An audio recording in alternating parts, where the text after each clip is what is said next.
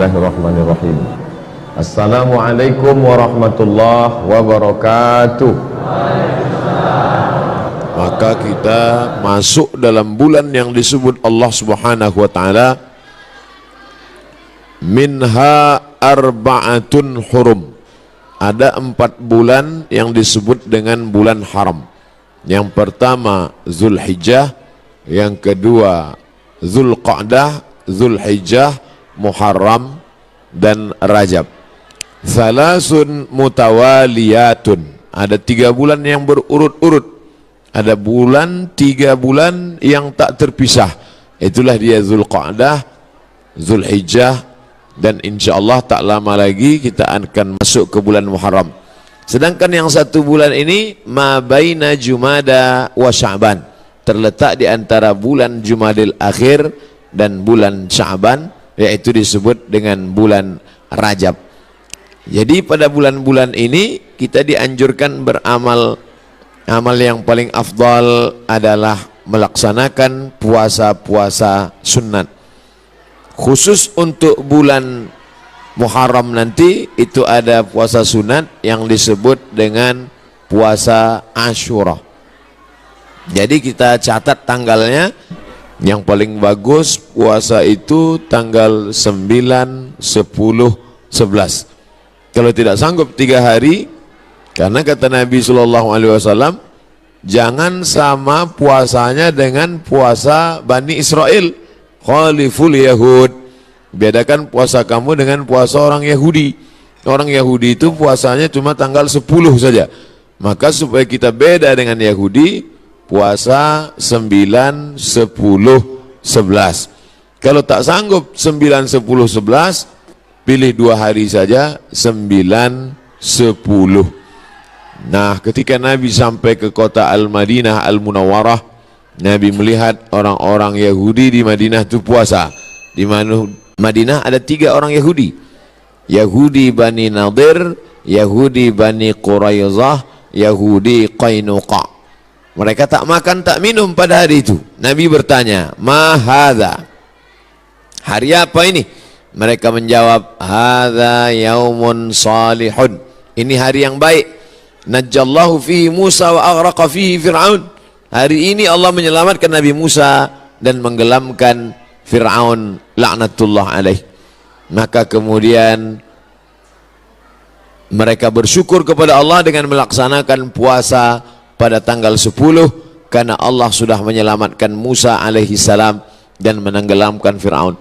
Maka Nabi Muhammad SAW berkata, "Nahnu ahaqqu bi Musa minhum." Kami lebih berhak terhadap Nabi Musa daripada mereka. Maka Nabi pun melaksanakan, memerintahkan fa'amara bi siyamihi. Nabi memerintahkan puasa. Jadi tentang puasa Asyura ini tidak ada ikhtilaf antara ulama tentang disyariatkannya berdasarkan hadis-hadis yang sahih tuntunan Nabi Muhammad sallallahu alaihi wasallam. Oleh sebab itu kita yang berbadan sehat, khususnya bagi perempuan yang banyak punya hutang puasa kemarin, dengan berpuasa di Asyura 9, 10, 11, dia sudah bisa mengqadha, mengganti 3 hari puasa yang tinggal. Karena perempuan yang kemarin tinggal puasanya di bulan Syawal, di bulan Muharram, di bulan Ramadan, itu bisa diganti bulan Syawal sebanyak 6 hari. Orang yang berpuasa 6 hari di bulan Syawal otomatis dapat pahala puasa sunat walaupun niatnya qadha. Begitu kata Imam Abu Zakaria Al-Ansari dari kalangan mazhab Syafi'i, yang disebutkan dalam kitab Fatawa Al-Azhar oleh Syekh Atiyah Saqar. Niatnya niat qadha saja, tidak niat sunat. Karena kalau niat sunat, qadha tak dapat. Tapi kalau niat qadha, maka otomatis pahala puasa sunatnya dapat. Begitu juga dengan orang yang puasa Senin Kamis, niat qadha dia hari Senin, maka qadhanya lunas dan pahala Senin dapat. Niat qadha dia hari Kamis, pahala qadhanya dapat dan otomatis dapat pahala puasa sunat. Begitu juga dengan nanti 3 hari di bulan Ashura, di bulan Muharram itu 9, 10, 11 niatnya niat qada. Nawaitu sauma qada'in, saya berniat puasa qada mengganti yang Ramadan tinggal kemarin. Apakah karena haid, maaf cakap, atau karena menyusukan anak, atau karena mengandung anak, atau karena baru melahirkan karena nifas, maka mesti diganti. Cara yang paling efektif adalah sekali dayung 2-3 pulau terlampaui. Walaupun ini masalah perempuan, tapi laki-laki mesti tahu, karena semua laki-laki punya istri, punya anak perempuan, punya kakak perempuan, punya adik perempuan. Inilah perlunya fiqhul mar'ah, fikih perempuan. Dengan melaksanakan puasa, badan sehat. Karena ternyata makanan yang kita makan itu banyak bakteri racun di dalamnya. Kenapa padi kita bisa tumbuh tak ada dimakan wereng? Karena ternyata disemprot dengan pestisida. Kenapa buah apel yang kita makan itu tidak berulat? Karena ternyata ulat tak mau memakan apel karena ada pestisida. Bahkan ikan asin yang kita makan pun itu kena formalin. Makanya tak dikerubungi lalat. Lalat pun tak mau. Kita aja yang mau makan ikan asin tuh. Oleh sebab itu orang yang pandai ditengoknya mana ikan asin yang tak dikerubungi lalat, tak dia beli, walaupun nampaknya segar. Begitu juga dengan ikan. Dulu kita tahu ikan cuma di es saja. Sekarang ikan disiram, direndam pakai formalin. Akhirnya kita memakan racun. Maka muncullah ada kanker darah, kanker tulang, kanker cancer, kata orang barat. Tak ada obatnya sampai sekarang. Ternyata penyakit-penyakit ini bisa hilang dengan menerapkan namanya terapi fasting. Fasting artinya menahan makan. Orang barat tak tahu puasa. Mereka tetap makan buah, makan ringan, minum air putih, tapi mereka tak makan dari pagi sampai siang sampai malam. Ternyata kalau kita tidak makan, maka badan kita memakan diri kita sendiri. Itulah racun-racun hilang di dalam badan kalau orang menerapkan terapi fasting tak makan ini selama 8 hari dalam sebulan. Subhanallah, Masya Allah, ini belum lahir Nabi, belum lahir lagi orang yang menemukan penyakit ini, sudah diajarkan oleh Nabi Muhammad SAW. 8 hari tak makan dalam sebulan, Senin Kamis, Senin Kamis, Senin Kamis, dan Senin Kamis. Maka siapa yang melaksanakan puasa Senin Kamis, tapi yang lebih bagus lagi adalah lebih banyak daripada Senin Kamis. Karena kalau Senin Kamis cuma 8 saja, tapi yang lebih banyak daripada itu adalah 15 hari. Ahabbus shaum ilallah shaumi Daud. Puasa yang paling disukai Allah adalah puasa Nabi Daud alaihi salam. Yasumu yauman, puasa hari ini, makan besok. Puasa hari ini, makan besok. Adapun saya menyampaikan tentang puasa ini karena kebetulan kita di hari baik, bulan baik. Bukan berarti saya sedang puasa, tidak. Jadi jangan nanti ketika diajak makan, Ustadz itu cuma pandai ceramah aja itu. Buktinya dia makan juga. Ini pun ceramah ini tak terlalu lama. Karena tadi saya dapat kabar cepat sikit, kepiting ini udah mau lari gitu. Jadi intinya pulang nanti Bapak Ibu sekalian, Bapak-bapak sampaikan pesan ke istrinya supaya mengganti puasa. Nanti kalau ada yang bertanya apa isi ceramah Ustadz Somad tadi, supaya kau ganti puasa. Karena suami disuruh Allah, ya ayyuhalladzina amanu, wahai para suami, qu anfusakum, jaga dirimu, wa ahlikum, istrimu, anakmu, naro, jaga dari api neraka, yaitu dengan melaksanakan puasa. Ibu-ibu, perempuan-perempuan banyak tahan makan, tahan minum. Apa nama programnya? Diet. Dia mau diet, kurus. Diet, tahan makan, tahan minum. Tapi orang diet tak dapat pahala. Tapi kalau orang puasa, dua-duanya dapat. Pahala dapat, qadha lunas, pahala sunat dapat, diet menyusul. Dengan syarat jangan diganti di waktu malam. Karena banyak juga mengqadha puasa di waktu siang, mengqadha makan di waktu malam. Tak dapat apa-apa. Oleh sebab itu maka badan sehat, otak sehat. Orang yang sedang melaksanakan puasa menanamkan takut kepada Allah Subhanahu wa taala. Takut menganiaya orang, takut menengok yang haram, takut membicarakan aib orang. Kalau sedang puasa Asyura itu nanti mana ada orang mau membicarakan aib orang lain? Ibu-ibu yang ditelepon kawannya cerita tentang tetangga, anak si fulan, istri si fulan, tak mau dia bicara. Jangan bicarakan aib orang lain, stop. Nanti malam baru kita bahas, katanya. Haram, tak boleh. Man lam yada' qaula zur, siapa yang tak meninggalkan cakap kotor, cakap yang tak baik, membicarakan aib orang lain, menganiaya, falaisa lillahi hajatun fi ayyada'a ta'amahu wa syarabahu. Tak ada gunanya dia tahan makannya, dia tahan minumnya, kalau tidak menahan cakap kasar, aib, ghibah, namimah. La yadkhulul jannata namamun, tak masuk surga orang yang membawa-bawa cakap orang. Cakap si A tentang si B disampaikan oleh si B kepada si C, beradu kepala si B dengan si C gara-gara si B. Oleh sebab itu dalam hadis dikatakan Nabi membelah pelepah kurma, Nabi tusukkan ke suatu makam. Sahabat heran, kenapa kau tusukkan pelepah kurma itu ya Rasulullah? Kata Rasulullah, ini orang yang di dalam kubur ini sedang kena azab. Azab apa? Azab kubur. Itulah makanya sebelum salam kita berdoa, Allahumma inni a'udzubika min azabi jahannam wa min azabil qabri. Minta jauh dari azab kubur. Kenapa dia di azab kubur ya Rasulullah? Ada dua dosa dia. Yang pertama, kena azab kubur karena namam, membawa-bawa cakap orang. Oleh sebab itu kalau lidah ini terpancing mau bicara aib orang lain, stop, diisi dengan zikir, tasbih, tahmid, takbir, tahlil. Tasbih, subhanallah. Tahmid, alhamdulillah. Takbir, Allahu akbar. Tahlil, la ilaha illallah. Kalimatani, dua kalimat. Khafifatani alal lisan, ringan di lidah. Thaqilatani fil mizan, berat pada timbangan hari kiamat. Habibatani ilar rahman, disukai Allah. Subhanallah bihamdihi subhanallahil azim. Subhanallah bihamdihi subhanallahil azim. Subhanallah bihamdihi subhanallahil azim. Jadi yang paling bagus diisi pada bulan haram ini, Dzulqa'dah, Dzulhijjah, Muharram, ini adalah puasa sunat.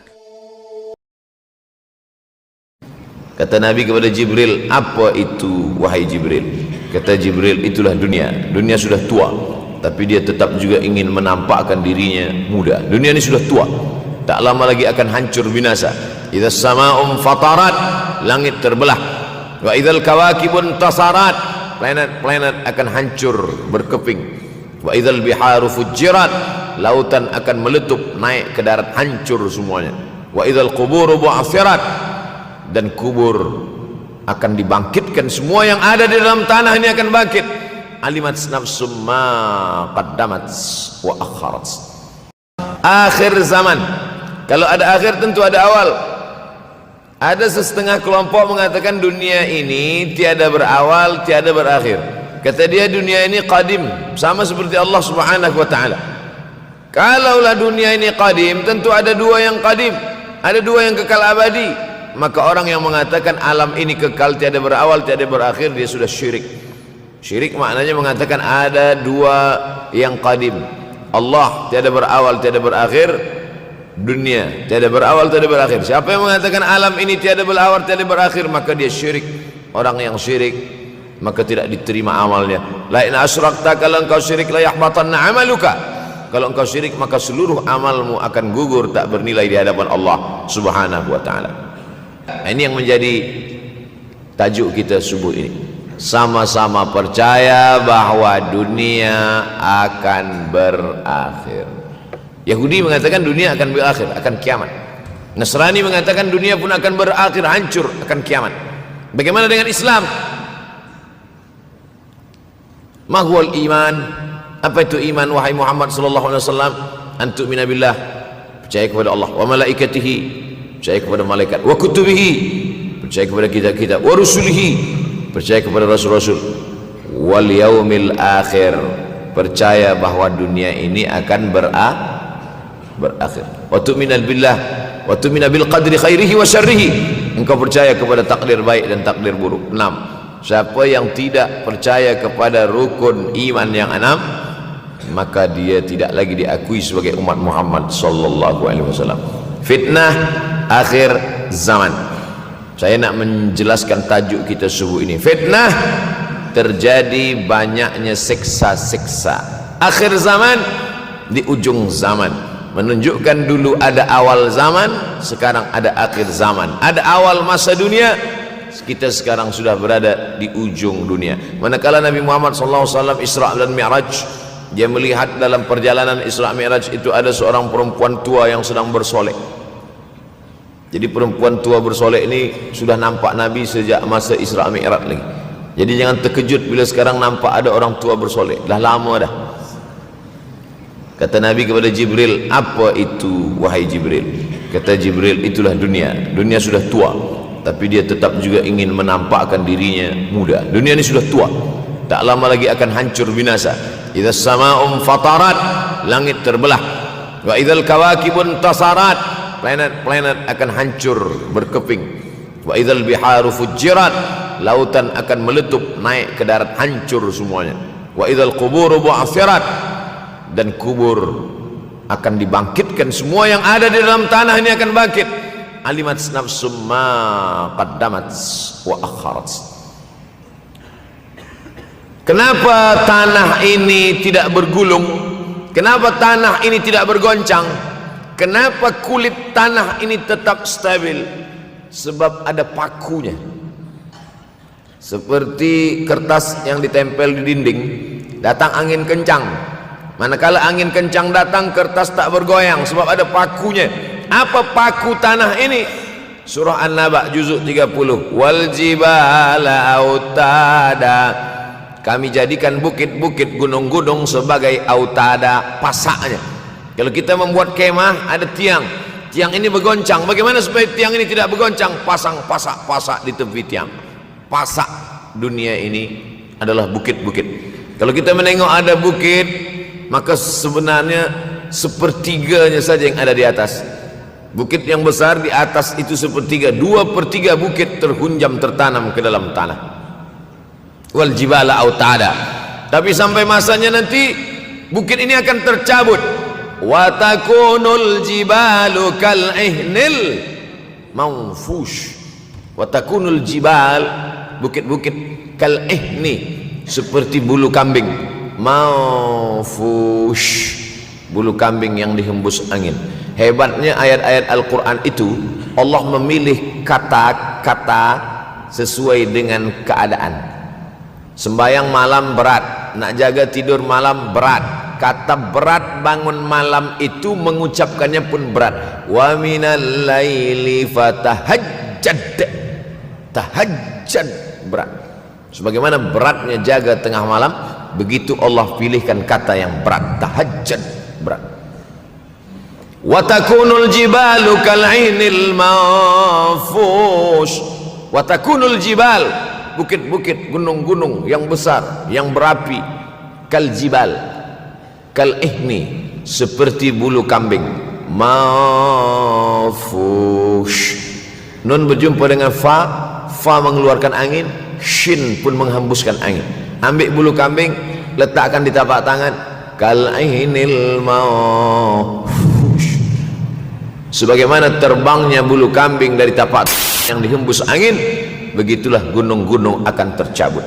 Kalau gunung-gunung yang besar, gunung yang dari batu, gunung yang berapi, yang mengeluarkan lahar, itu tercabut dari tanah seperti bulu kambing dihembus angin, bagaimana agaknya kita nanti? Tak tahu entah macam mana. Macam butiran debu-debu, macam butiran tepung yang dihembus angin kencang. Wataran nasa sukara, selepas gunung-gunung itu tercabut lalu tanah ini bergoncang, kau lihat manusia macam mabuk. Wataran nasa sukara, kau pandang manusia macam mabuk. Wa mahum bisukara, mereka tidak mabuk. Mereka berjalan bergoncang bukan kerana mabuk, walakin azaballahi syadid, kerana azab Allah itu amat sangat kuat. Oleh sebab itu dianjurkan membaca tafsir juzuk 30. Syekh Muhammad Abduh, tafsir Al-Munir, tafsir Al-Manar yang ditulis oleh muridnya. Dia bagi tazkirah saja, dia tak ada menulis, tapi kemudian muridnya Rashid Ridha menulis. Itulah dia tafsir Al-Manar. Dia tidak memulai tafsir dari juzuk 1 Al-Baqarah, tapi dia mulakan juzuk 30. Sebab apa? sebab mengkaji juzuk 30 amma yatasaalun 'anil naba'il 'azim alladhi hum fi mukhtalifun kalla saya'lamun, bercerita tentang hari kiamat. Orang kalau sudah bercerita tentang hari kiamat, datang rasa takut, datang rasa cemas, datang rasa khawatir kita akan mati, dunia akan binasa, apa yang akan kita bawa. Selepas dia mengkaji juzuk 30, datanglah semangatnya, khusyuklah dia solat, datang semangatnya beribadah, datang hilang rasa cinta harta, dia akan berwakaf, berinfak, bersedekah. Maka fitnah akhir zaman ini perlu dikaji selalu supaya kita mendatangkan khusyuk dalam hati, takut dalam hati, ridha menerima keputusan Allah Subhanahu wa taala. Fitnah akhir zaman. Hadis yang saya pilih diambil dari kitab Sahih Al-Bukhari. Pendek saja, Sahih Al-Bukhari, tapi sebenarnya judul kitab ini panjang. Al-Jami' As-Sahih Al-Musnad Al-Mukhtasar min umuri Rasulullah SAW wa sunanihi wa ayyami. 7. Disebut dia Al-Jami' kerana dia mencakup 3 aspek: akidah, ibadah, akhlak. Al-Musnad kerana hadis-hadisnya bersanad dari Imam Al-Bukhari sampai ke Nabi Muhammad SAW, ada silsilah. Al-Mukhtasar kerana dia ringkasan, 7.275 hadis sahaja, padahal hadis Nabi banyak, maka dia ringkaskan, dia kecilkan menjadi 7.275 hadis. Min umuri Rasulullah, semua perkara-perkara Rasulullah, wa sunanihi, kebiasaan-kebiasaan Rasulullah, wa ayyami, hari-hari kehidupan Rasulullah SAW. Disebut Sahih Al-Bukhari. Bukhari bukan nama orang, Bukhari nama kampung, Bukhara, Uzbekistan sekarang. Nama dia Muhammad bin Ismail bin Ibrahim bin Al-Mughirah bin Bardizbah Al-Bukhari. Bardizbah datuk dia yang kelima mu'alaf masuk Islam, Majusi, penyembah api, dari Persia, Iran sekarang. Muhammad bin Ismail bin Ibrahim bin Al-Mughirah bin Bardizbah. 16 tahun berkeliling, 16 tahun berkeliling Makkah, Madinah, Syam, Suriah, Mesir, balik, barulah kemudian dia menyampaikan hadis-hadis Rasulullah SAW. 16 tahun belajar hadis, baru dia mengajar hadis. Kita sekarang 16 kali masuk, itu pun ada 2-3 kali tak datang sebab jam. Selepas itu nak mencuba mengajar hadis dan berkata, kalau Bukhari mengajar hadis, aku pun boleh mengajar hadis. Bukhari makan, aku makan. Bukhari minum, aku minum. Bukhari manusia, aku manusia. Bukhari mengajar hadis, aku mengajar hadis. Betul, tapi Bukhari mengajar hadis dari kepalanya, kita mengajar hadis dari laptop. Mati laptop, hilang hadis. Oleh sebab itu maka Imam Al-Bukhari, Masya Allah, Tabarakallah, berapa hafazan hadis Imam Al-Bukhari? 600,000 hadis, 600,000 hadis. Lalu kemudian dari 600,000 hadis dia buang hadis-hadis dhaif, dia buang hadis-hadis maudhu', akhirnya 300,000 hadis. Dari 300,000 itu dia kecilkan lagi menjadi 7.275 hadis. Itulah yang dikaji oleh umat Islam dari mulai Maghribi hinggalah ke Semenanjung Melayu. Mudah-mudahan anak cucu kita ada yang menghafaz dan mengajarkan hadis-hadis Sahih Al-Bukhari, insyaallah. Diambil dari kita, diambil dari bab zuhurul fitan. Zuhur, muncul, tampak, datang. Fitan, jamak dari kata fitnah. Fitnah 1, 2 fitnatan, 3 fitan. Diriwayatkan dari as-sahabi al-jalil, sahabat yang mulia bernama Abdurrahman, ayahnya Sakhar, kampungnya Dus. Nama lengkapnya Abdurrahman bin Sakhar Ad-Dusi. Kerana selalu membawa kucing dipanggil Abu Hurairah. Nabi memanggil dia, ya Abahir, wahai bapa kucing. Ya Abahir, wahai engkau orang yang selalu membawa kucing. Hatinya lembut, tak sampai hati dia menengok ada kucing tak makan, dia bagi makan. Abu Hurairah radhiyallahu an. Apa kata Abu Hurairah radhiyallahu an? Aku mendengar Nabi SAW bersabda, di antara tanda-tanda dekatnya hari kiamat itu adalah, dalam hadis ini ada 5. Yang pertama, yataqarabuz zaman. Zaman, masa, waktu makin pendek, makin singkat, makin tak terasa. Dulu nampak budak-budak, sekarang udah jadi mak budak-budak. Dulu nampaknya lama zaman masa ni, sekarang cepat saja. Dari pagi ke petang, petang ke pagi, pagi ke petang, petang ke pagi. Bahkan sekarang ada pula orang yang tak tahu petang, tak tahu pagi. Pagi tidur, petang tidur. Tak terasa saya ini sudah 8 kali datang ke Kuala Lumpur. Awal-awal sekali 2014, 2015, 16, 17, 18, 19, 20. Sudah kali yang ke-7. Saya datang setahun sekali saja, setiap bulan Februari. Bulan Februari datang, rupanya dah yang ke-7 kali bulan Februari. Ini saya bagi tahu supaya kita semua faham. Saya datang bulan Februari, supaya tak datang balik, datang balik, datang balik, datang balik. Sekali datang dari tarikh 2 hingga 9, pusing, pusing, pusing, pusing, balik. Rupanya sudah kali ke-7, ke-8 kali datang menyampaikan tazkirah. Tak terasa. Dulu saya datang kemari belajar di UKM tahun 2003. Sekarang sudah 2020, 17 tahun. Tak terasa. Yataqarabuz zaman. Tanda-tanda kiamat, fitnah akhir zaman sudah dekat adalah yataqarabuz zaman, kata Nabi SAW. Waktu tak terasa. Tak terasa. Tak terasa dah engkau dah datang aja. Tak terasa waktu begitu cepat, engkau sudah datang saja nak menagih hutang, kata. Orang berhutang ni pun rupanya tak terasa juga orang datang. Yang memberi pinjaman pula terasa lama betul. Apakah beza antara 5 minit dulu dengan 5 minit sekarang? Sama. Apakah beza antara 24 hours, 24 jam dulu dengan 24 jam zaman Nabi dengan 24 jam zaman sekarang? Sama. Tak ada beza. Mataharinya sama, bulannya sama, buminya sama. Yang berkeliling mengelilingi matahari sama. Apa yang membuat berbeza? Apa yang membuat zaman itu yataqarabuz zaman? Ada hal-hal yang membuat kita sibuk. Dulu tak ada google.com, dulu tak ada Facebook, dulu tak ada Twitter, dulu tak ada BBM, dulu tak ada Instagram. Sekarang waktu habis. Bila kita tanya orang mana yang lebih lama, 5 minit atau 50 menit, semuanya sepakat mengatakan 50 menit lama, 5 minit kejap.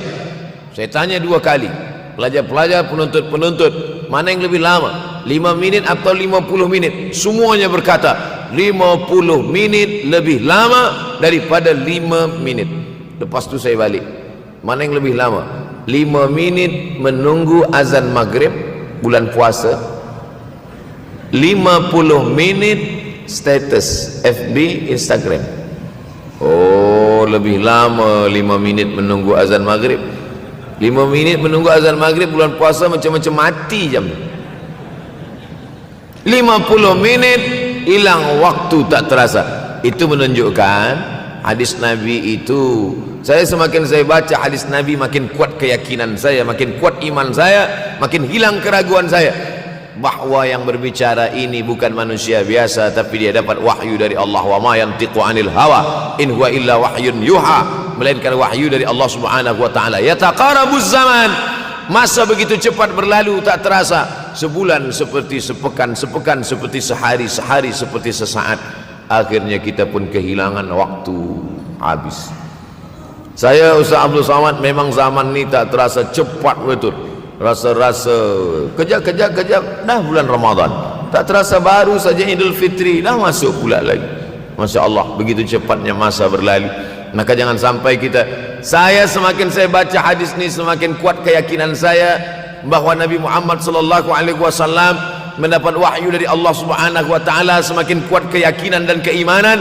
Kenapa? Seandainya Nabi berkata zaman nanti di akhir zaman itu semakin cepat, semakin dekat, semakin berlalu tak terasa, tapi kemudian zaman yang kita lalui tak sama seperti yang dikatakan Nabi. Mungkin datang juga keraguan dalam hati, betulkah ini? Tapi ternyata 1441 tahun lampau, 1440 tahun yang lalu Nabi mengatakan, dan hari ini terbukti zaman begitu cepat berlalu. Masya Allah, tabarakallah. Hari inilah ditemukan internet, hari ini datang television, hari ini datang WhatsApp, hari ini datang yang melalaikan kita daripada Allah Subhanahu wa taala. sehingga waktu datang sembang-sembang, cerita-cerita, tengok ini, update ini, tulis ini, tengok ini, pandang ini, habis waktu berlalu. Padahal waktu inilah yang akan ditanya oleh Allah Subhanahu wa taala. 6 kali Allah bersumpah demi waktu. Terbit fajar, wal fajri wa layalin ashr, masuk waktu subuh, was subhi idza tanaffas, masuk waktu duha, wad duha wal laili idza saja, masuk waktu siang, wan nahari idza tajalla, masuk waktu asar, wal asri innal insana lafi khusr, masuk waktu malam. 2 kali Allah bersumpah demi waktu malam, wal laili idza saja wal laili idza yaghsha. Kenapa hadis ini yang Ustaz bahaskan? Kami nak mendengar hadis tentang Dajjal dah lahir atau belum? Dajjal dah hadir. Mana bukti Dajjal dah hadir? Kurma bisan tidak lagi berbuah. Bila kurma bisan tidak berbuah, Dajjal dah nak datang. Kurma bisan sekarang sudah berkurang, tak berbuah. Lalu kemudian apa lagi? Ain Zuhar, mata air dari Ain Zuhar sudah kering, sudah kering. Oleh sebab itu, tapi manakala dulu datang Habib Umar bin Hafiz, saya hadir majelis itu, adalah seorang bertanya, Habib, ya, Imam Mahdi dah lahir atau belum? Saya tengok Habib menjawab, sepertinya dia macam tak suka pertanyaan. Kata dia, kita tak perlu mencari-cari dia dah lahir atau belum, kampung dia di mana, dia lahir di hospital mana, dia tak perlu. Yang perlu kita siapkan adalah iman dan takwa pengetahuan kita, supaya kita jangan sampai terkecoh, supaya kita boleh membezakan mana hak, mana batil, mana betul, mana salah, mana lurus, mana bengkok, mana hitam, mana putih. Sehingga dengan istiqomahnya kita beribadah ini, kita boleh membezakan mana Al-Masih yang original, yang asli, mana Al-Masih Ad-Dajjal. Makanya tadi sebelum salam kita berkata, Allahumma inni a'udzubika min azabi jahannam wa min azabil qabri wa min fitnatil mahya wal mamat wa min syarri fitnatil masihid Dajjal. Membaca, menghafaz 10 ayat di awal surah Al-Kahfi. Siapa yang menghafaz 10 awal ayat, hadis lain mengatakan 10 akhir, 10 awal 10 akhir, elok dua-duanya. Tapi Masya Allah, tabarakallah, anak-anak kita yang pakai jubah, pakai sorban putih ini, daripada tahfiz Quran, mereka tidak hanya menghafaz 10 awal 10 ujung, dari awal sampai ujung dia hafaz, 30 juzuk dia hafaz. Mudah-mudahan anak-anak kita penghafaz Al-Quran. Allahumma ja'al abna'ana wa banatina min huffazil Quran wal hafizan. Jadikan anak-anak kami menjadi para penghafaz Al-Quran, ya Allah, supaya selamat dia daripada fitnah Al-Masih Ad-Dajjal. Tapi saya pilihkan hadis tentang yang 5 ini. Dengan 5 ini kalau kita amalkan, insya Allah Allah akan selamatkan kita dari fitnah akhir zaman ini. Yang pertama, manfaatkan waktu, kerana waktu di akhir zaman ini yataqarabuz zaman, kerana waktu semakin dekat tak terasa hilang berlalu. Maka isilah waktu ini dengan ibadah. Jangan sampai ada waktu yang kosong. Duduk sejenak kosong berselawat, Allahumma salli ala sayyidina Muhammad wa ala ali sayyidina Muhammad, Allahumma salli ala sayyidina Muhammad wa ala ali sayyidina Muhammad. Sempat-sempatkan ambil wuduk solat duha walau 2 rakaat. Sempat-sempatkan sebelum tidur malam solat witir 3 rakaat, supaya tidur kita sentiasa dalam wuduk dan kita sempat solat witir. Andai mati kita malam itu, insyaallah mati dalam keadaan husnul khatimah. Usolli sunnatal witri 3 rakaatin lillahi ta'ala. Nanti malam jaga tidak witir lagi, hanya tahajud saja. Sempat-sempatkan solat tahajud. Elok amat sangat baik solat wuduk 2 rakaat. Usolli sunnatal wuduk rakaatain lillahi ta'ala. Selepas solat wuduk, solat sunat taubat. Usolli sunnatat taubat rakaatain lillahi ta'ala. Selepas solat sunat taubat, solat sunat hajat. Usolli sunnatal hajat. Selepas itu barulah solat sunat tahajud 8 rakaat. Nak tambah lagi 10, 12, 14, elok, tak salah, karena dia tiada batasan. Adakah sahabat Nabi yang melakukan ini? Ada. Qatadah bin Nu'man dari selepas Isya sampai azan subuh. Imam Ahmad bin Ambal dari selepas Isya sampai azan subuh. Bahkan mereka menghatamkan Al-Quran dalam tahajud mereka. Maka bahkan ada imam yang disebut dengan As-Sajjad, kerana banyak sujud kepada Allah Subhanahu wa ta'ala. Kerana akhir zaman ini godaan begitu besar. Dulu orang tengah malam tahajud, jam 2 malam, jam 3 malam dia bangun, kerana dia membaca hadis sab'atun yudhilluhumullah Ada 7 golongan yang mendapatkan naungan Allah. Yauma la dhilla illa dhilluh. Hari itu tak ada naungan kecuali naungan Allah. Rajulun, ada seseorang, zakarallah, dia berzikir mengingat Allah, khalian, di tengah malam, tak ada manusia. Fafadat ainahu, menetes air mata. Maka yang pertama ini, jangan sampai kita kehilangan waktu, kerana waktu, al-waktu kasaif, waktu ini seperti pedang. Illam taqta'hu qata'aka. Kalau tidak kau patahkan dia. Kalau kau dapat pedang, patahkan. Sebab kalau tidak kau patahkan, dia yang akan memotong engkau, mematahkan tulang-tulang engkau. Waktu ini kalau tidak kita manfaatkan, kita akan ditanya tentang waktu, kemana saja waktu yang sudah kau pakai. Inna sam'a, pendengaran, wal basar, penglihatan, wal fuad, hati, kullu ulaika kana anhu mas'ula. Semua akan disoal, semua akan diminta tanggungjawab di hadapan Allah. Kemana waktu yang sudah aku bagi dulu engkau pakai? Yang pertama nanti ditanya, la tazulu qadama 'abdin yaumal qiyamah. Kaki anak Adam tidak akan bergeser, tidak akan beralih dari tempat tegaknya pada hari kiamat, hatta yus'al, sampai dia disoal, sampai dia ditanya. La tus'alunna yauma idzin 'anin na'im. Banyak yang akan ditanya nanti, tapi Nabi bagi tahu di antara yang akan ditanya dari sekian banyak nikmat itu 4. Yang pertama, an umrihi fima afnah. Umur kemana engkau habiskan? Hari ini ada anak-anak muda belia umurnya 17 tahun. 17 tahun habis menghafaz Al-Quran. 17 tahun habis iktikaf dalam masjid. 17 tahun habis berzikir, berjubah, bersorban, mengabdikan ilmu, berkhidmat kepada ulama. 17 tahun habis. Tapi ada pula yang dibalik, 71 tahun habis. Rumah, office, kopi, rumah, office, kopi, rumah, office, kopi, batuk, mati, habis. Apa yang dapat kita bawa menghadap Allah SWT? Yang pertama, yataqarabuz zaman. Yang kedua adalah wa yanqusul ilmu. Ilmu semakin berkurang. Kalau sudah ilmu berkurang, apa yang bertambah? Jahil.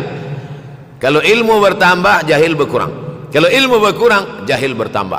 Mana ada orang jahil cakapnya didengar orang? Saya dulu awal-awal membaca hadis ini, wa yanqusul ilmu. Ilmu berkurang, jahil bertambah. Rasanya tak mungkin, tak logik, tak masuk akal. Mana ada orang tak berilmu cakap dia didengar? Sekarang baru saya faham.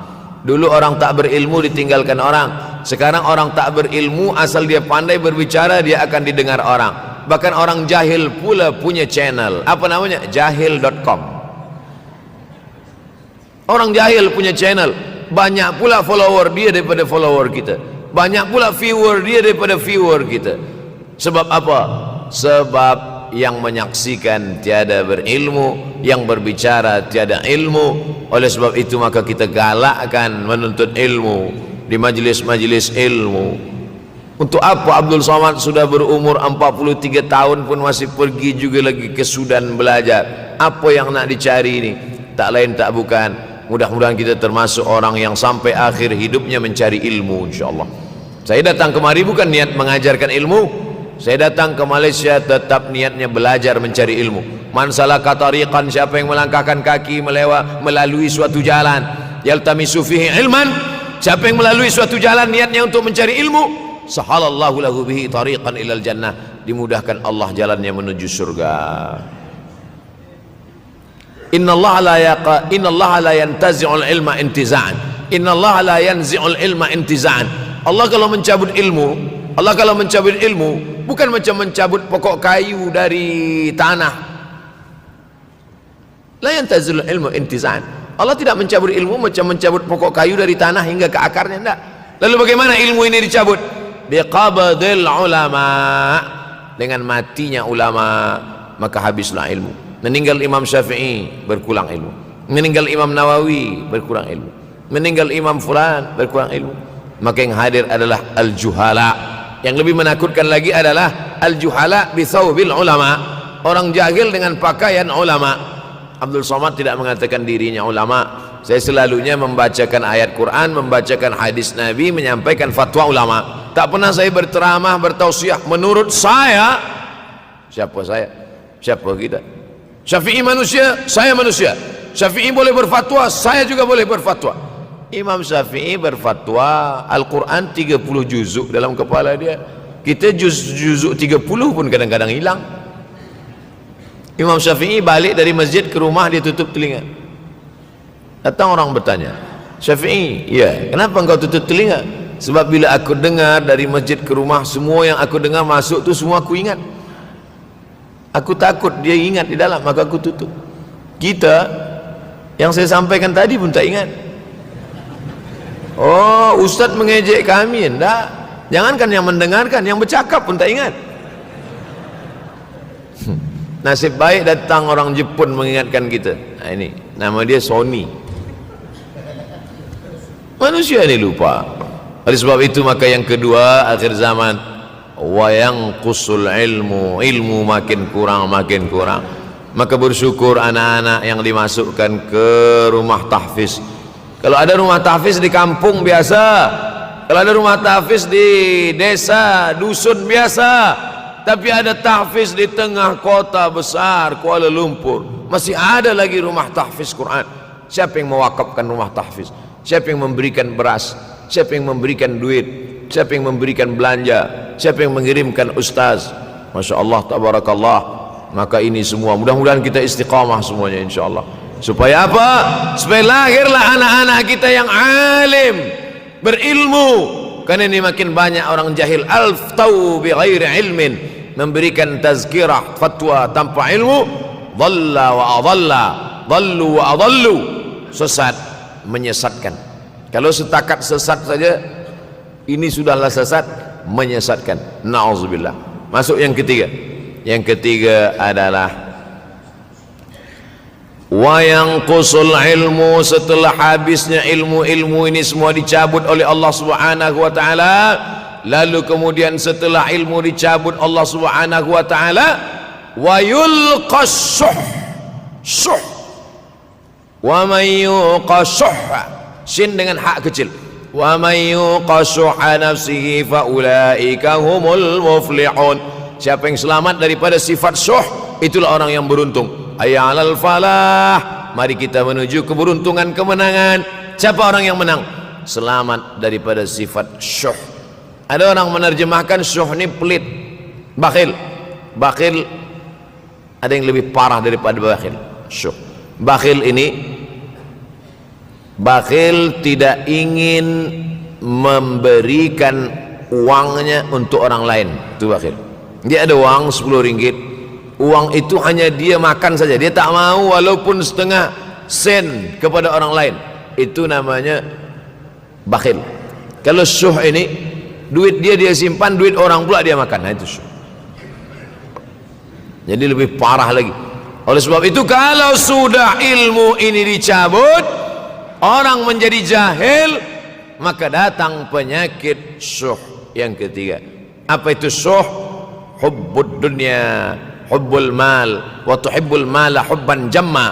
Engkau sayang kepada harta amat sangat sayang. Dia pegang semuanya sampai tak meleleh, tak menetes walaupun satu tetes.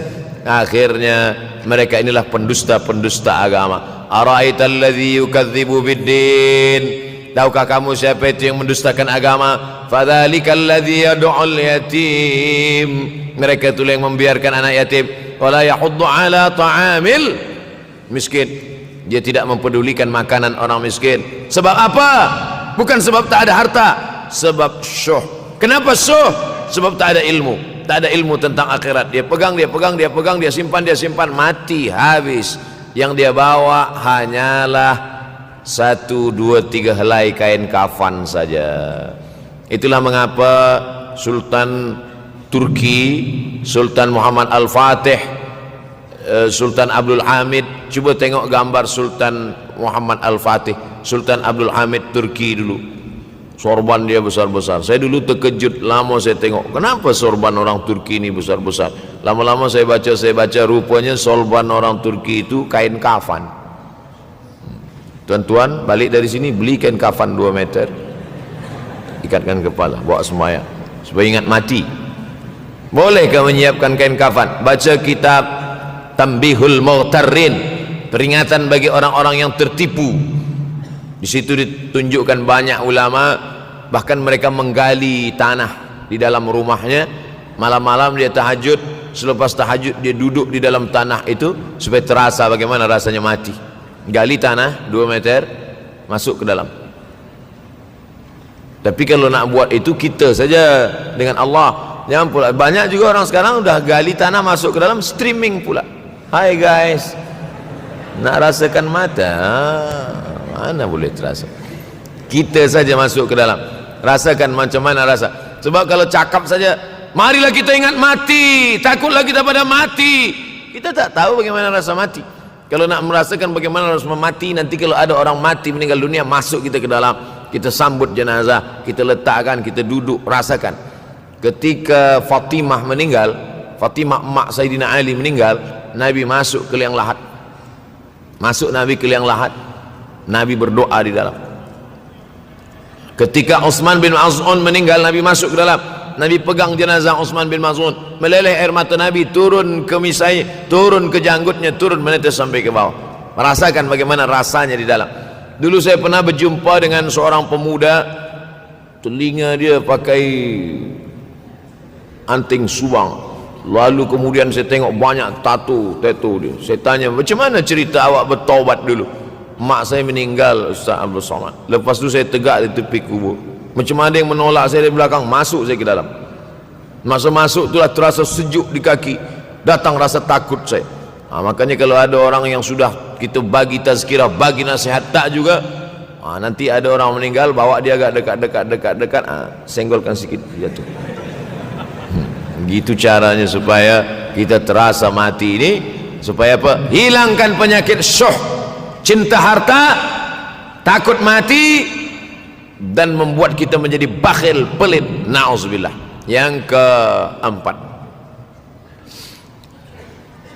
wa tazharul fitan. Ini yang terkait dengan tajuk kita yang keempat, wa tazharul fitan. Banyaklah fitnah, siksa. Dulu masa saya kelas 1 madrasah tahun 1990, berkumpullah kami bersama-sama dengan cikgu mengkaji masalah apa? Masalah Bosnia Herzegovina, mengamuk Slobodan Milosevic, menghancurkan umat Islam di Bosnia. Sampai ada yang meminta fatwa kepada Syekh Yusuf Al-Qardawi, bolehkah perempuan yang perempuan Bosnia yang dirogol tentara Serbia hamil, bolehkah dia menggugurkan anaknya? Kata Syekh Yusuf Qardawi, tak boleh. Maka dia biarkan saja anak itu lahir dan dia tidak dianggap berdosa, karena ini sudah takdir Allah SWT. Bagaimana mereka dibunuh? Maka makin banyaklah selepas Bosnia, datang pula yang terjadi di Rohingya, di Uighur. Umat Islam berkumpullah, presiden-presiden negeri Islam di Kuala Lumpur. Erdogan datang, kumpul semuanya membahas bagaimana nak menolong Muslim Uighur. Rupanya umat Islam pun tak sanggup nak menolong. Apa yang boleh dilakukan di Uighur? Berdoalah umat Islam. Rupanya Allah kalau mau menolong, mudah saja Allah menolong. Tidak datang rudal skat, tidak datang tentera, tidak datang senjata, cukup datang corona, selesai. Allah Subhanahu wa taala, wa makaru wa makarallah. Mereka membuat tipu daya, Allah balas dengan tipu daya yang lain. In tansurullah, kalau kau tolong, ittaqu da'watal mazlum, takutlah kamu terhadap doa orang-orang yang teraniaya. Fa innahu laisa bainahu wa bainallahi hijab, karena di antara dia dengan Allah tak ada hijab sama sekali. Wa tazharul fitan, banyaklah fitnah. Yang terakhir, yang kelima, wa yaksurul haraj, banyak terjadi haraj, kata Nabi. Sahabat pun bertanya, ya Rasulullah, wa mal haraj, apa haraj itu ya Rasulullah? Kata Nabi SAW, al haraj al qatlu, nanti di akhir zaman itu akan banyak pembunuhan. Dulu pun banyak juga pembunuhan, tapi tak banyak sekarang. Pembunuhan di Palestina sampai sekarang tak berakhir. Pembunuhan Rohingya tak berakhir. Pembunuhan di Uighur, pembunuhan. Dulu imam-imam masjid, imam salat tarawih dulu di Masjidil Haram, Allahumma ansuril Islam wal muslimina fi Palestin. Dulu satu aja. Selepas itu bertambah, Allahumma ansuril Islam wal muslimina fi Palestin wa Suriah. Selepas itu bertambah lagi, Allahumma ansuril Islam wal muslimina fi Palestin wa Suriah wal Yaman. Selepas itu bertambah wa Uighur wa akhirnya wa fi kulli makan. Semakin bertambah. Oleh sebab itu maka ini di antara fitnah akhir zaman. Man lam yahtam bi amril muslimin falaysa minhum. Selepas kita kaji hadis ini, apa tujuan kita? Tujuan kita semakin menguatkan keyakinan, banyak-banyak beribadah, nasihatkan anak menantu, sahabat, jiran, tetangga supaya semakin istiqamah menjalankan syariat, rajin-rajin solat berjamaah, banyak-banyak berzikir, hatamkan Al-Quran, banyak-banyak berinfak, banyak-banyak bersedekah. Andai mati kita, insya Allah mati dalam keadaan husnul akhir zaman. Kalau ada akhir tentu ada awal. Ada setengah kelompok mengatakan dunia ini tiada berawal, tiada berakhir. Kata dia dunia ini qadim, sama seperti Allah Subhanahu wa ta'ala. Kalaulah dunia ini qadim, tentu ada dua yang qadim, ada dua yang kekal abadi. Maka orang yang mengatakan alam ini kekal, tiada berawal, tiada berakhir, dia sudah syirik. Syirik maknanya mengatakan ada dua yang qadim. Allah tiada berawal, tiada berakhir, dunia tiada berawal, tiada berakhir. Siapa yang mengatakan alam ini tiada berawal, tiada berakhir, maka dia syirik. Orang yang syirik maka tidak diterima amalnya. La in asyrakta, kalau engkau syirik la yahbatanna amaluka. Kalau engkau syirik maka seluruh amalmu akan gugur, tak bernilai di hadapan Allah Subhanahu wa ta'ala. Ini yang menjadi tajuk kita subuh ini. Sama-sama percaya bahwa dunia akan berakhir. Yahudi mengatakan dunia akan berakhir, akan kiamat. Nasrani mengatakan dunia pun akan berakhir, hancur, akan kiamat. Bagaimana dengan Islam? Mahwal iman. Apa itu iman wahai Muhammad sallallahu alaihi wasallam? Antu'mina billah, percaya kepada Allah, wa malaikatihi, percaya kepada malaikat, wa kutubihi, percaya kepada kitab-kitab, wa rusulihi, percaya kepada rasul-rasul, wal yaumil akhir, percaya bahwa dunia ini akan berakhir. Wa tu'mina billah wa tu'mina bil qadri khairihi wa syarrihi, engkau percaya kepada takdir baik dan takdir buruk. 6. Siapa yang tidak percaya kepada rukun iman yang 6, maka dia tidak lagi diakui sebagai umat Muhammad sallallahu alaihi wasallam. Fitnah akhir zaman. Saya nak menjelaskan tajuk kita subuh ini. Fitnah, terjadi banyaknya siksa-siksa.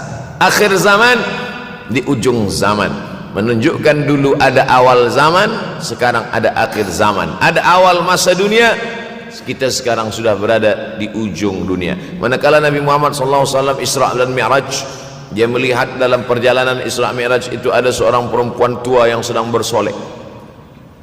Jadi perempuan tua bersolek ini sudah nampak Nabi sejak masa Isra Mi'raj lagi.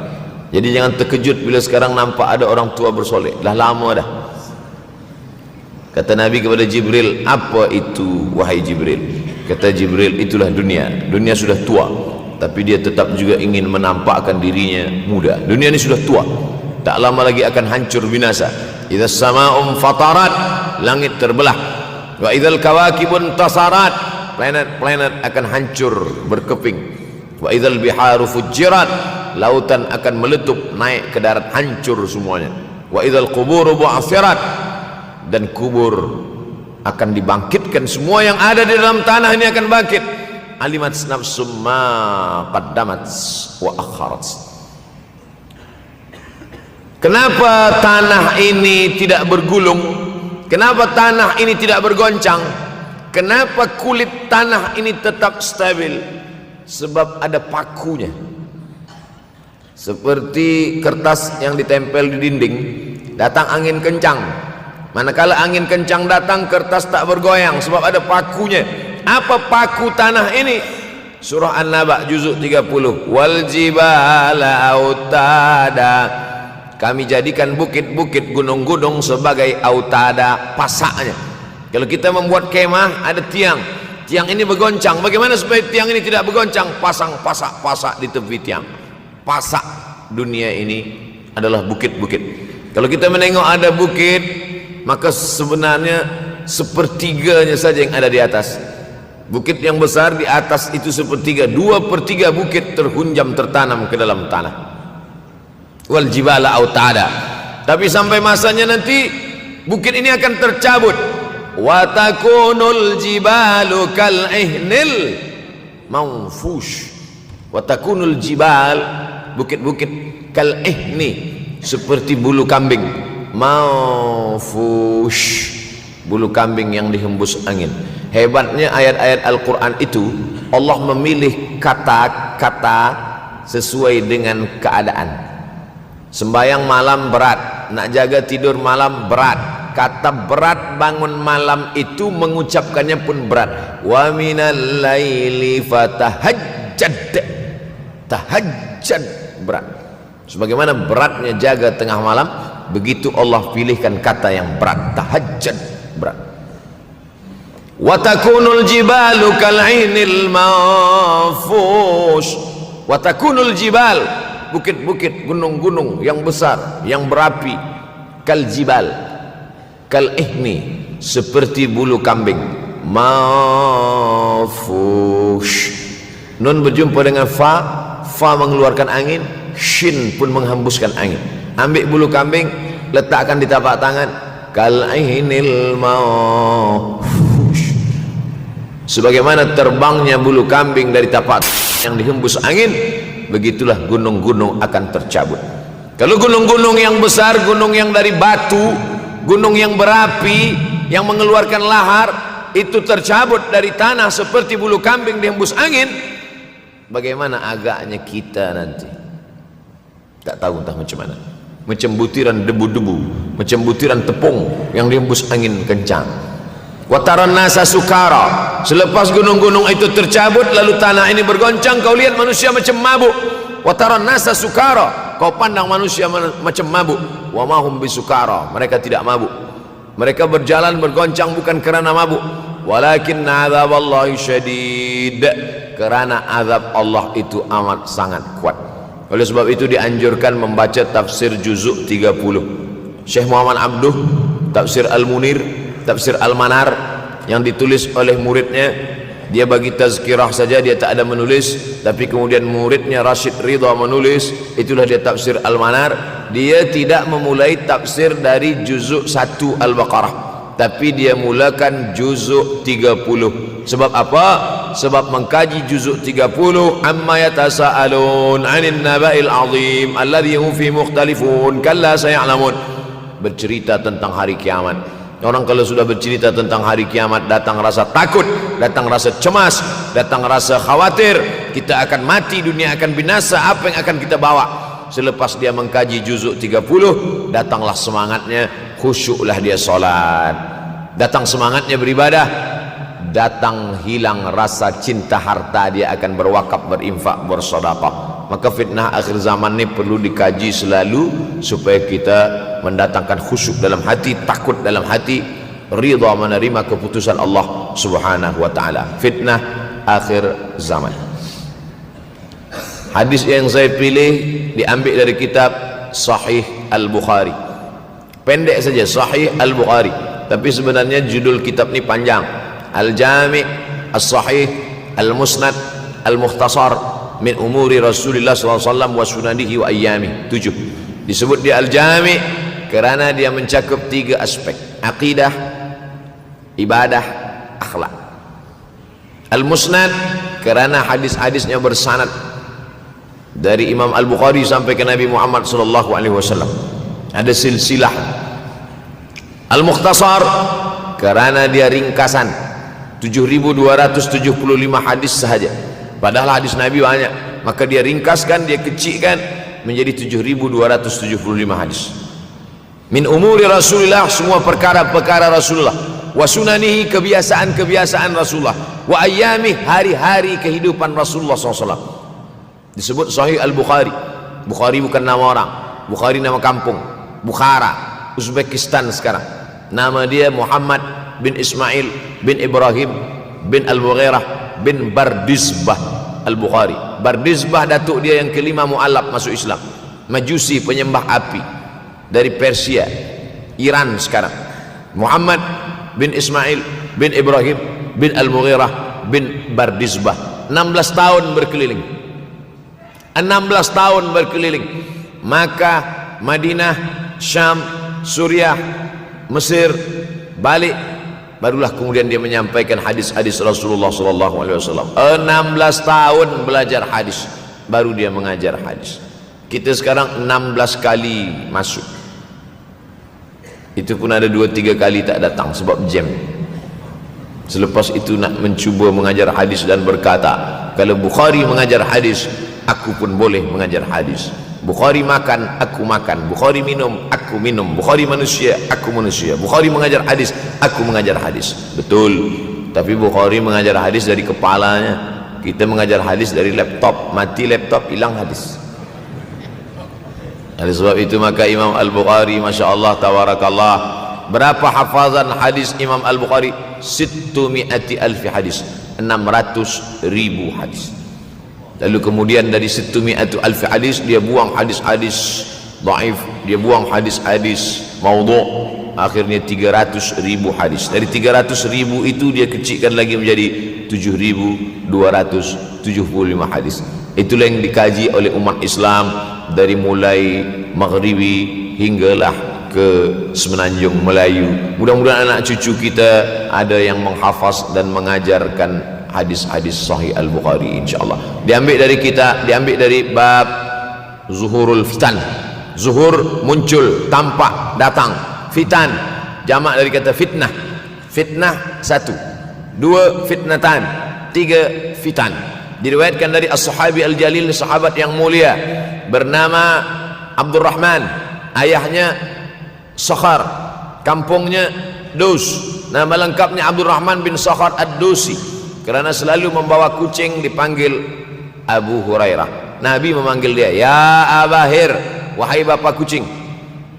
Ya Abahir, wahai engkau orang yang selalu membawa kucing. Hatinya lembut, tak sampai hati dia menengok ada kucing tak makan, dia bagi makan. Abu Hurairah radhiyallahu anhu. Apa kata Abu Hurairah radhiyallahu anhu? Aku mendengar Nabi SAW bersabda, di antara tanda-tanda dekatnya hari kiamat itu adalah, dalam hadis ini ada 5. Yang pertama, yataqarabuz zaman. Zaman, masa, waktu makin pendek, makin singkat, makin tak terasa. Dulu nampak budak-budak, sekarang sudah jadi mak budak-budak. Dulu nampaknya lama zaman masa ini, sekarang cepat saja. Dari pagi ke petang, petang ke pagi, pagi ke petang, petang ke pagi. Bahkan sekarang ada pula orang yang tak tahu petang, tak tahu pagi. Pagi tidur, petang tidur. Tak terasa saya ini sudah 8 kali datang ke Kuala Lumpur. Awal-awal sekali 2014, 2015, 16, 17, 18, 19, 20. Sudah kali yang ke-7. Saya datang setahun sekali saja, setiap bulan Februari. Bulan Februari datang. Rupanya dah yang ke-7 kali. Bulan Februari. Ini saya bagi tahu supaya kita semua faham. Saya datang bulan Februari, supaya tak datang balik, datang balik, datang balik, datang balik. Sekali datang dari tarikh 2 hingga 9, pusing, pusing, pusing, pusing, balik. Rupanya sudah kali ke-7, ke-8 kali datang menyampaikan tazkirah. Tak terasa. Dulu saya datang kemari belajar di UKM tahun 2003. Sekarang sudah 2020, 17 tahun. Tak terasa. Yataqarabuz zaman. Tanda-tanda kiamat, fitnah akhir zaman sudah dekat adalah yataqarabuz zaman, kata Nabi SAW. Waktu tak terasa. Tak terasa. Tak terasa dah engkau dah datang aja. Tak terasa waktu begitu cepat, engkau sudah datang saja nak menagih hutang, kata. Orang berhutang ni pun rupanya tak terasa juga orang datang. Yang memberi pinjaman pula terasa lama betul. Apakah beza antara 5 minit dulu dengan 5 minit sekarang? Sama. Apakah beza antara 24 hours, 24 jam dulu dengan 24 jam zaman Nabi dengan 24 jam zaman sekarang? Sama. Tak ada beza. Mataharinya sama, bulannya sama, buminya sama. Yang berkeliling mengelilingi matahari sama. Apa yang membuat berbeza? Apa yang membuat zaman itu yataqarabuz zaman? ada hal-hal yang membuat kita sibuk. Dulu tak ada google.com, dulu tak ada Facebook, dulu tak ada Twitter, dulu tak ada BBM, dulu tak ada Instagram. Sekarang waktu habis. Bila kita tanya orang mana yang lebih lama, 5 minit atau 50 menit, semuanya sepakat mengatakan 50 menit lama, 5 menit kejam. Saya tanya 2 kali, pelajar-pelajar, penuntut-penuntut, mana yang lebih lama, 5 minit atau 50 menit? Semuanya berkata 50 menit lebih lama daripada 5 menit. Lepas tu saya balik, mana yang lebih lama, 5 menit menunggu azan maghrib bulan puasa, 50 menit status FB, Instagram. Oh, lebih lama 5 minit menunggu azan maghrib. 5 minit menunggu azan maghrib bulan puasa macam-macam mati jam. 50 menit hilang waktu tak terasa. Itu menunjukkan hadis Nabi itu, saya semakin saya baca hadis Nabi makin kuat keyakinan saya, makin kuat iman saya, makin hilang keraguan saya bahwa yang berbicara ini bukan manusia biasa, tapi dia dapat wahyu dari Allah. Wa ma yantiqu anil hawa in huwa illa wahyun yuha, melainkan wahyu dari Allah Subhanahu wa taala. Yataqarabuz zaman, masa begitu cepat berlalu tak terasa. Sebulan seperti sepekan, sepekan seperti sehari, sehari seperti sesaat. Akhirnya kita pun kehilangan waktu, habis. Saya Ustaz Abdul Samad, memang zaman ni tak terasa cepat betul. Rasa-rasa kejap-kejap dah bulan Ramadan, tak terasa baru saja Idul Fitri dah masuk pula lagi. Masya Allah, begitu cepatnya masa berlalu. Maka jangan sampai kita, saya semakin saya baca hadis ni semakin kuat keyakinan saya bahwa Nabi Muhammad sallallahu alaihi wasallam mendapat wahyu dari Allah Subhanahu wa taala, semakin kuat keyakinan dan keimanan. Kenapa? Seandainya Nabi berkata zaman nanti di akhir zaman itu semakin cepat, semakin dekat, semakin berlalu tak terasa, tapi kemudian zaman yang kita lalui tak sama seperti yang dikatakan Nabi. Mungkin datang juga keraguan dalam hati, betulkah ini? Tapi ternyata 1441 tahun lampau, 1440 tahun yang lalu Nabi mengatakan, dan hari ini terbukti zaman begitu cepat berlalu. Masya Allah, tabarakallah. Hari inilah ditemukan internet, hari ini datang television, hari ini datang WhatsApp, hari ini datang yang melalaikan kita daripada Allah Subhanahu wa taala, sehingga waktu datang sembang-sembang, cerita-cerita, tengok ini, update ini, tulis ini, tengok ini, pandang ini, habis waktu berlalu. Padahal waktu inilah yang akan ditanya oleh Allah Subhanahu wa taala. 6 kali Allah bersumpah demi waktu.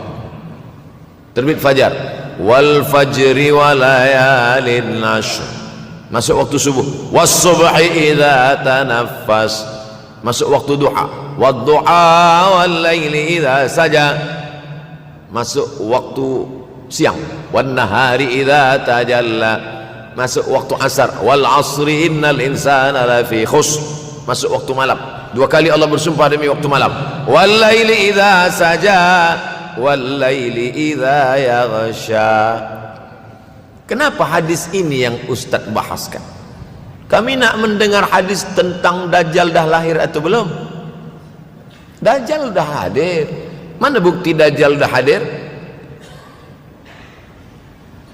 Kurma bisan tidak lagi berbuah. Bila kurma bisan tidak berbuah, Dajjal dah nak datang. Kurma bisan sekarang sudah berkurang, tak berbuah. Lalu kemudian apa lagi? Ain Zuhar, mata air dari Ain Zuhar sudah kering, sudah kering.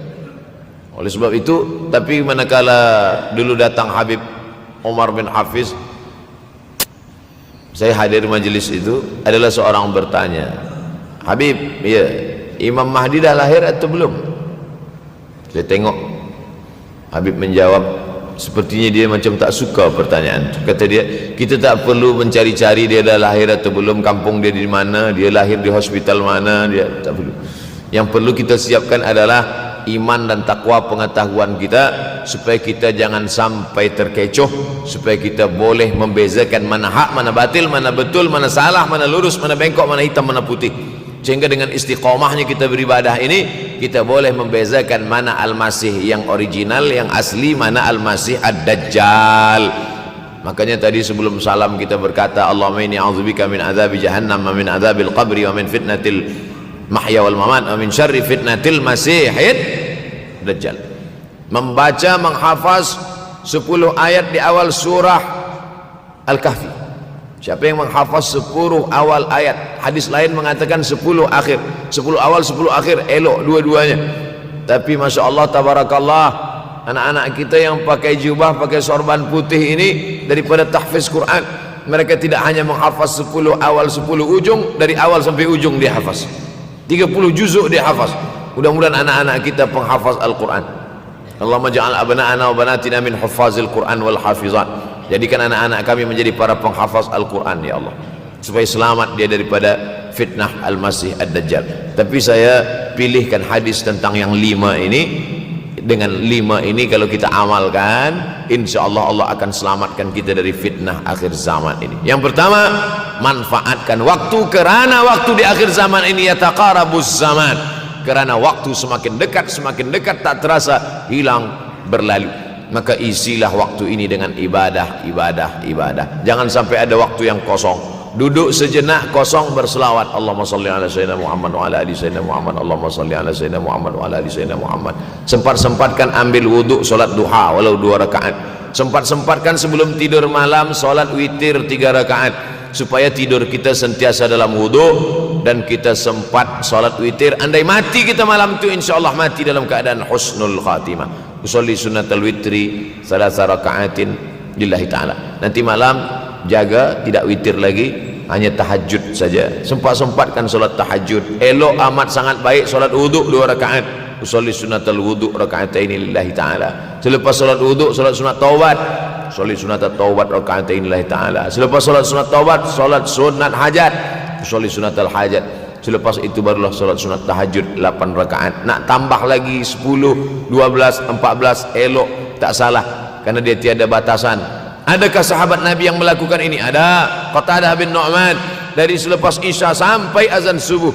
Imam Ahmad bin Hanbal, dari selepas Isya sampai azan subuh. Bahkan mereka menghatamkan Al-Quran dalam tahajud mereka. Maka bahkan ada imam yang disebut dengan As-Sajjad, kerana banyak sujud kepada Allah Subhanahu wa ta'ala. Kerana akhir zaman ini godaan begitu besar.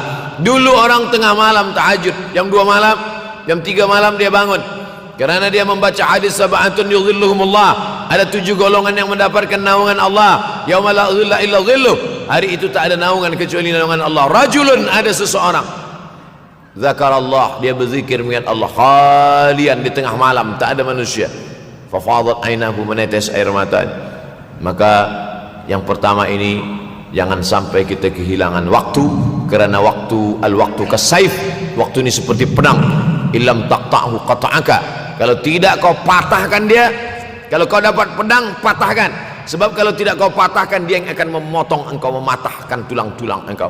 Waktu ini kalau tidak kita manfaatkan, kita akan ditanya tentang waktu, kemana saja waktu yang sudah kau pakai. Inna sam'a, pendengaran, wal basar, penglihatan, wal fuad, hati, kullu ulaika kana anhu mas'ula, semua akan disoal, semua akan diminta tanggung jawab di hadapan Allah. Kemana waktu yang sudah aku bagi dulu engkau pakai? Yang pertama nanti ditanya, la tazulu qadama 'abdin yaumal qiyamah, kaki anak Adam tidak akan bergeser, tidak akan beralih dari tempat tegaknya pada hari kiamat, hatta yus'al, sampai dia disoal, sampai dia ditanya. La tus'alunna yauma idzin 'anin na'im, banyak yang akan ditanya nanti. Tapi Nabi bagi tahu, di antara yang akan ditanya dari sekian banyak nikmat itu 4. Yang pertama, an umrihi fima afnah, umur kemana engkau habiskan? Hari ini ada anak-anak muda belia umurnya 17 tahun.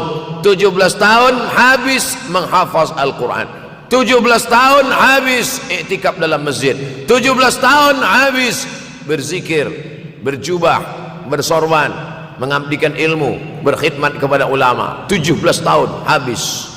Tapi ada pula yang dibalik, 71 tahun habis, rumah office kopi, rumah office kopi, rumah office kopi, batuk mati habis. Apa yang dapat kita bawa menghadap Allah SWT? Yang pertama, yataqarabuz zaman. Yang kedua adalah wa yanqusul ilmu semakin berkurang. Kalau sudah ilmu berkurang, apa yang bertambah? Jahil. Kalau ilmu bertambah, jahil berkurang. Kalau ilmu berkurang, jahil bertambah. Mana ada orang jahil cakapnya didengar orang? Saya dulu awal-awal membaca hadis ini, wa yanqusul ilmu berkurang, jahil bertambah. Rasanya tak mungkin, tak logik, tak masuk akal. Mana ada orang tak berilmu cakap dia didengar? Sekarang baru saya faham. Dulu orang tak berilmu ditinggalkan orang. Sekarang orang tak berilmu, asal dia pandai berbicara, dia akan didengar orang. Bahkan orang jahil pula punya channel. Apa namanya? Jahil.com. Orang jahil punya channel. Banyak pula follower dia daripada follower kita. Banyak pula viewer dia daripada viewer kita. Sebab apa? Sebab yang menyaksikan tiada berilmu, yang berbicara tiada ilmu. Oleh sebab itu maka kita galakkan menuntut ilmu di majlis-majlis ilmu. Untuk apa Abdul Somad sudah berumur 43 tahun pun masih pergi juga lagi ke Sudan belajar? Apa yang nak dicari ini? Tak lain tak bukan, mudah-mudahan kita termasuk orang yang sampai akhir hidupnya mencari ilmu, insyaAllah. Saya datang kemari bukan niat mengajarkan ilmu. Saya datang ke Malaysia tetap niatnya belajar mencari ilmu. Man salaka tariqan, siapa yang melangkahkan kaki melalui suatu jalan, yaltamisu fihi ilman, siapa yang melalui suatu jalan niatnya untuk mencari ilmu, sahalallahu lahu bihi tariqan ilal jannah, dimudahkan Allah jalannya menuju surga. Innallaha la yantazi'ul ilma intiza'an. Innallaha la yanzi'ul ilma intiza'an. Allah kalau mencabut ilmu, bukan macam mencabut pokok kayu dari tanah. La yantazilul ilmu intiza'an. Allah tidak mencabut ilmu macam mencabut pokok kayu dari tanah hingga ke akarnya, tidak. Lalu bagaimana ilmu ini dicabut? Biqabdil ulama, dengan matinya ulama maka habislah ilmu. Meninggal Imam Syafi'i, berkurang ilmu. Meninggal Imam Nawawi, berkurang ilmu. Meninggal Imam Fulan, berkurang ilmu. Maka yang hadir adalah al-juhala. Yang lebih menakutkan lagi adalah al-juhala bi thawbil ulama, orang jahil dengan pakaian ulama. Abdul Somad tidak mengatakan dirinya ulama. Saya selalunya membacakan ayat Quran, membacakan hadis Nabi, menyampaikan fatwa ulama. Tak pernah saya berteramah, bertausiah menurut saya. Siapa saya? Siapa kita? Syafi'i manusia, saya manusia. Syafi'i boleh berfatwa, saya juga boleh berfatwa. Imam Syafi'i berfatwa Al-Quran 30 juzuk dalam kepala dia. Kita juzuk 30 pun kadang-kadang hilang. Imam Syafi'i balik dari masjid ke rumah, dia tutup telinga. Datang orang bertanya, Syafi'i, ya, kenapa engkau tutup telinga? Sebab bila aku dengar dari masjid ke rumah, semua yang aku dengar masuk tu semua aku ingat. Aku takut dia ingat di dalam, maka aku tutup. Kita yang saya sampaikan tadi pun tak ingat. Oh, Ustaz mengejek kami, enggak. Jangankan yang mendengarkan, yang bercakap pun tak ingat. Nasib baik datang orang Jepun mengingatkan kita. Nah, ini nama dia Sony. Manusia ini lupa. Oleh sebab itu maka yang kedua akhir zaman, wa yanqusul ilmu makin kurang. Maka bersyukur anak-anak yang dimasukkan ke rumah tahfiz. Kalau ada rumah tahfiz di kampung biasa, kalau ada rumah tahfiz di desa, dusun biasa, tapi ada tahfiz di tengah kota besar Kuala Lumpur, masih ada lagi rumah tahfiz Quran. Siapa yang mewakafkan rumah tahfiz? Siapa yang memberikan beras? Siapa yang memberikan duit? Siapa yang memberikan belanja? Siapa yang mengirimkan ustaz? Masya Allah, tabarakallah. Maka ini semua mudah-mudahan kita istiqamah semuanya insyaAllah. Supaya apa? Supaya lahirlah anak-anak kita yang alim, berilmu. Karena ini makin banyak orang jahil, alftau bi ghairi ilmin, memberikan tazkirah, fatwa tanpa ilmu. Dhalla wa adalla, dhallu wa adallu, sesat, menyesatkan. Kalau setakat sesat saja, ini sudahlah sesat, menyesatkan. Na'udzubillah. Masuk yang ketiga. Yang ketiga adalah wa yanqusul ilmu, setelah habisnya ilmu ini semua dicabut oleh Allah Subhanahu wa taala, lalu kemudian setelah ilmu dicabut Allah Subhanahu wa taala, wa yulqas syuh, wa may yuqas sin dengan hak kecil, wa may yuqas nafsihi fa ulaika humul muflihun. Siapa yang selamat daripada sifat syuh, itulah orang yang beruntung. Hayya 'alal falah, mari kita menuju keberuntungan, kemenangan. Siapa orang yang menang? Selamat daripada sifat syuh. Ada orang menerjemahkan syuh ini pelit, bakhil. Bakhil ada yang lebih parah daripada bakhil. Syuh, bakhil ini, bakhil tidak ingin memberikan uangnya untuk orang lain. Itu bakhil. Dia ada uang 10 ringgit, uang itu hanya dia makan saja, dia tak mau walaupun setengah sen kepada orang lain. Itu namanya bakhil. Kalau syuh ini, duit dia simpan, duit orang pula dia makan. Nah, itu syuh. Jadi lebih parah lagi.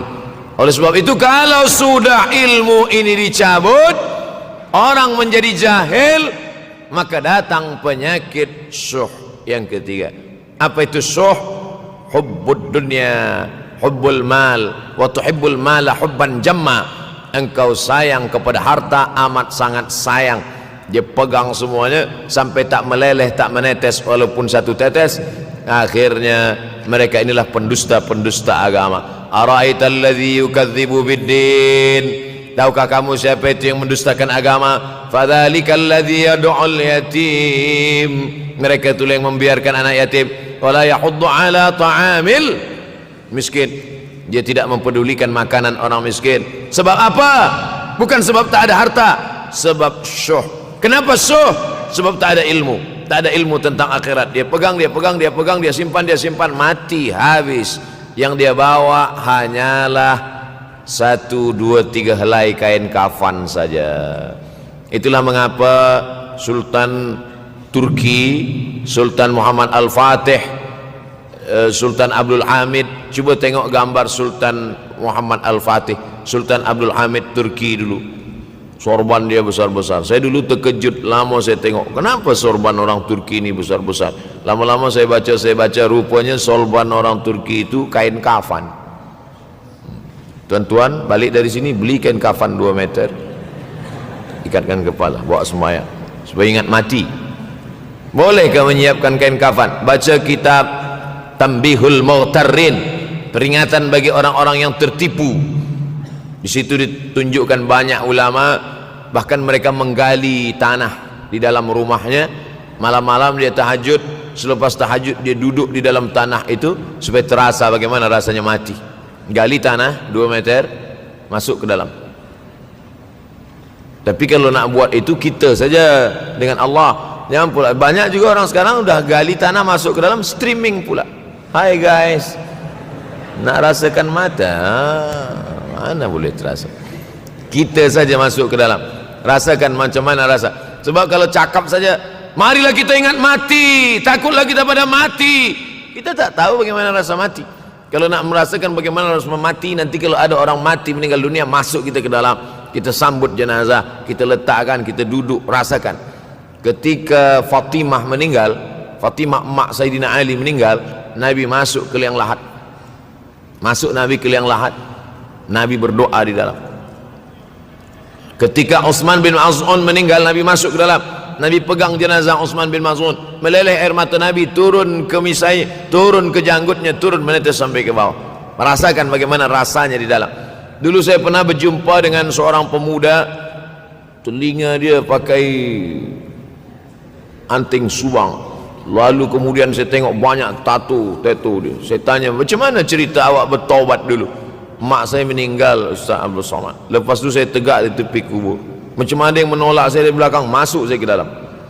Masa masuk itulah terasa sejuk di kaki, datang rasa takut saya.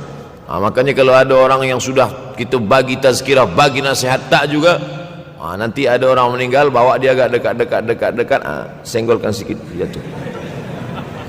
Gitu caranya supaya kita terasa mati ini, supaya apa? Hilangkan penyakit syuh, cinta harta, takut mati, dan membuat kita menjadi bakhil, pelit. Na'udzubillah. Yang keempat, wa tazharul fitan. Ini yang terkait dengan tajuk kita yang keempat, wa tazharul fitan. Banyaklah fitnah, siksa.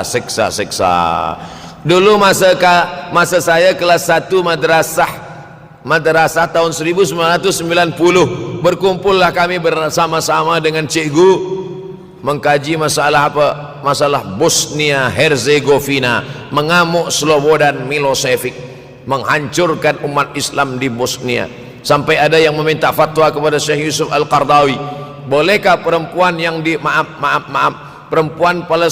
perempuan Bosnia yang dirogol tentara Serbia hamil, bolehkah dia menggugurkan anaknya? Kata Syekh Yusuf Qardawi, tak boleh. Maka dia biarkan saja anak itu lahir dan dia tidak dianggap berdosa karena ini sudah takdir Allah SWT.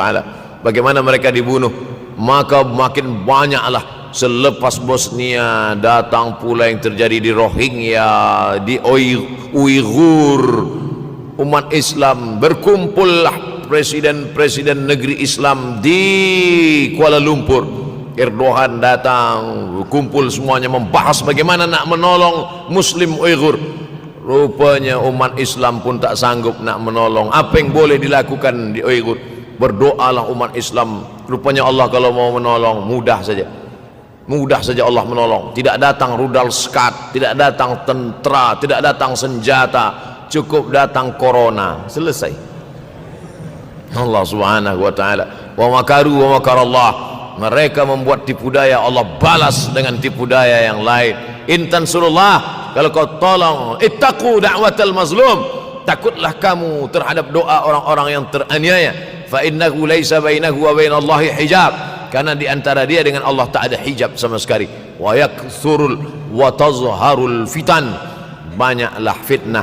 Yang terakhir, yang kelima, wa yakthurul haraj. Wa yakthurul haraj, banyak terjadi haraj, kata Nabi. Sahabat pun bertanya, ya Rasulullah, wa mal haraj? Apa haraj itu ya Rasulullah? Kata Nabi SAW, al haraj al qatlu. Nanti di akhir zaman itu akan banyak pembunuhan. Dulu pun banyak juga pembunuhan, tapi tak banyak sekarang. Pembunuhan di Palestina sampai sekarang tak berakhir. Pembunuhan Rohingya tak berakhir. Pembunuhan di Uighur, pembunuhan. Dulu imam-imam masjid, imam salat tarawih dulu di Masjidil Haram, Allahumma ansuril Islam wal muslimina fi Palestin. Dulu satu aja. Selepas itu bertambah, Allahumma ansuril Islam wal muslimina fi Palestin wa Suriah. Selepas itu bertambah lagi, Allahumma ansuril Islam wal muslimina fi Palestin wa Suriah wal Yaman. Selepas itu bertambah wa Uighur wa, akhirnya wa fi kulli makan. Semakin bertambah. Oleh sebab itu maka ini di antara fitnah akhir zaman. Man lam yahtam bi amril muslimin falaysa minhum. Selepas kita kaji hadis ini, apa tujuan kita? Tujuan kita semakin menguatkan keyakinan, banyak-banyak beribadah, nasihatkan anak menantu, sahabat, jiran, tetangga supaya semakin istiqamah menjalankan syariat, rajin-rajin solat berjamaah, banyak-banyak berzikir, hatamkan Al-Quran, banyak-banyak berinfak, banyak-banyak bersedekah. Andai mati kita, insyaallah mati dalam keadaan husnul akhir zaman. Kalau ada akhir tentu ada awal. Ada setengah kelompok mengatakan dunia ini tiada berawal, tiada berakhir. Kata dia dunia ini qadim, sama seperti Allah Subhanahu wa taala. Kalaulah dunia ini qadim, tentu ada dua yang qadim, ada dua yang kekal abadi. Maka orang yang mengatakan alam ini kekal, tiada berawal, tiada berakhir, dia sudah syirik. Syirik maknanya mengatakan ada dua yang qadim. Allah tiada berawal, tiada berakhir, dunia tiada berawal, tiada berakhir. Siapa yang mengatakan alam ini tiada berawal, tiada berakhir, maka dia syirik. Orang yang syirik maka tidak diterima amalnya. La in asyrakta, kalau engkau syirik, la yahbatanna amaluka. Kalau engkau syirik maka seluruh amalmu akan gugur, tak bernilai di hadapan Allah Subhanahu wa taala. Ini yang menjadi tajuk kita subuh ini. Sama-sama percaya bahwa dunia akan berakhir. Yahudi mengatakan dunia akan berakhir, akan kiamat. Nasrani mengatakan dunia pun akan berakhir, hancur, akan kiamat. Bagaimana dengan Islam? Ma huwal iman? Apa itu iman wahai Muhammad sallallahu alaihi wasallam? An tu'mina billah, percaya kepada Allah, wa malaikatihi, percaya kepada malaikat, wa kutubihi, percaya kepada kitab-kitab, wa rusulihi, percaya kepada rasul-rasul, wal yaumil akhir, percaya bahwa dunia ini akan berakhir. Wa tu'mina billah wa tu'mina bil qadri khairihi wa syarrihi, engkau percaya kepada takdir baik dan takdir buruk. 6. Siapa yang tidak percaya kepada rukun iman yang 6, maka dia tidak lagi diakui sebagai umat Muhammad sallallahu alaihi wasallam. Fitnah akhir zaman. Saya nak menjelaskan tajuk kita subuh ini. Fitnah, terjadi banyaknya siksa-siksa. Akhir zaman, di ujung zaman. Menunjukkan dulu ada awal zaman, sekarang ada akhir zaman. Ada awal masa dunia, kita sekarang sudah berada di ujung dunia. Manakala Nabi Muhammad SAW Isra dan Mi'raj, dia melihat dalam perjalanan Isra Mi'raj itu ada seorang perempuan tua yang sedang bersolek. Jadi perempuan tua bersolek ini sudah nampak